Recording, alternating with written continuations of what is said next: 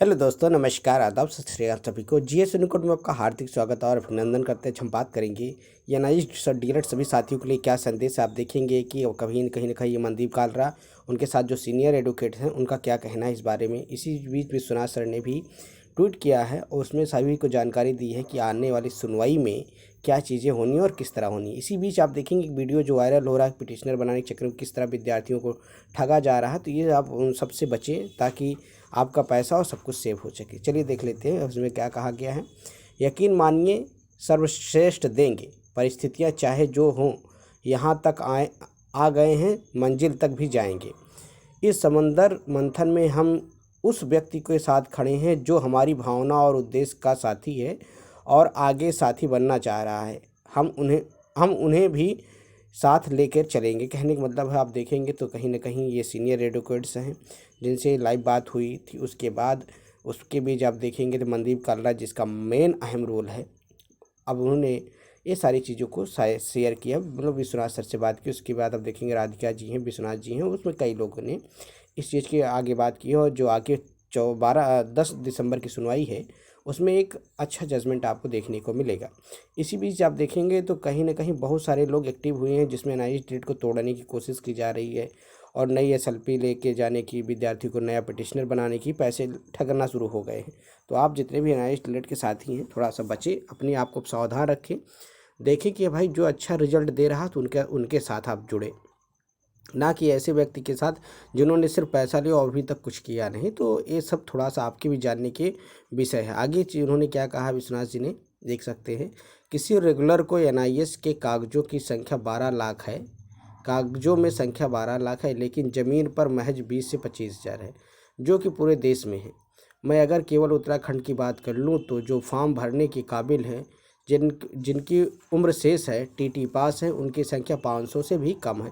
कहने का मतलब यही बात सही कही जा रही है कि जितने भी एनआईएस डेट के साथी जिनका अभी एज है, जिनको नौकरी के लिए अपेक्षा है, जो टीटी पास है, उसमें बहुत ज़्यादा संख्या नहीं है, तो वही बेचारे परेशान हैं।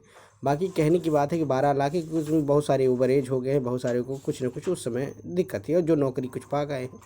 आप देखेंगे तो इसी चीज़ को लेके कहा गया भाई आपके ही सहयोग से यहाँ तक पहुँचे हैं, तो इसलिए आपको सहयोग करने की ज़रूरत है। दूसरी चीज़ उन्होंने कहा है कि ये एनआईएस का जो ये आगे वाला मैटर है, 10 तारीख को जो सुनवाई होने वाली है 10 दिसंबर को, उसके लिए भी आप लोग थोड़ा सा सहयोग करें। दूसरी चीज़ आप देखेंगे कि इसमें एक और है, उन्होंने क्या कहा है उस वीडियो को लेके, मान जाइए क्यों 12 लाख बच्चों के जीवन के साथ खेल रहे हैं। ईश्वर से डरिए, जीवन में पैसा ही सब कुछ नहीं होता। जाने किस किसने क्या क्या बेचकर इस केस को यहाँ तक लाने में मदद की है, उन उनका पाप नहीं लीजिए प्लीज़। कहने का मतलब ये उन्होंने उसी चीज़ को लेकर ट्वीट किया था जिसमें आप देखेंगे आज की वीडियो में एक वायरल हुआ है पप्पू यादव जी का, जिसे हम आपको बता दे रहे हैं कि उसमें बहुत सारे विद्यार्थी हैं जो उनसे पैसा मांग रहे हैं। इतने और लाखों में मतलब संख्या में पिटिशनर बनाने का काम किया था। उसके बाद फिर से उन्होंने वही प्रक्रिया शुरू की है कि भाई पिटिशनर बनाना, फिर हम नई कोर्ट में जाएंगे, नई एसएलपी के साथ जुड़ाएंगे, ऐसा करेंगे। तो ये बिल्कुल गलत है। विद्यार्थियों के साथ जे कहने का मतलब ये पैसा कमाने की एक तरीका बना लिया गया है। अब महज ये बिहार के विद्यार्थी ज़्यादा, क्योंकि उसमें वैकेंसी ज़्यादा आ रही, तो इसलिए वहाँ के विद्यार्थी परेशान हैं, उनसे जुड़ भी रहे हैं और वही कहीं ना कहीं केस को और क्या पता मजबूती देंगे या उसको कमज़ोर करने की कोशिश की जा रही थी, तो आपको भी समझना चाहिए।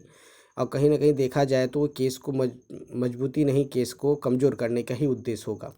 क्योंकि अब देखेंगे कि जब केस इतना पॉजिटिव वे में चल रहा है, अगर कोई आप नया उसमें जाके कुछ करते हैं तो ये कहीं न कहीं उस केस पर भी प्रभाव पड़ेगा जिस पे पॉजिटिव रिजल्ट देखने को मिल रहा है। तो इसीलिए सभी साथियों से निवेदन है कि आप भी थोड़ा समझदार हैं, समझिए और उनकी मदद की जाती है जो आपको रिजल्ट दे।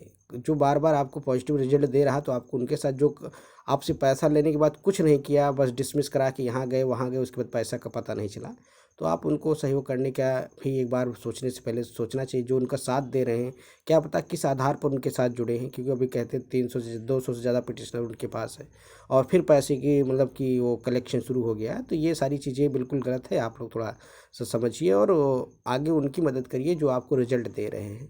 ऐसा नहीं है कि आप देखेंगे उन्होंने बहुत पहले बहुत 5-5 हज़ार, 6-6 हज़ार, 2-2 हज़ार, 4-4 हज़ार लेके पिटिशनर बनाए थे।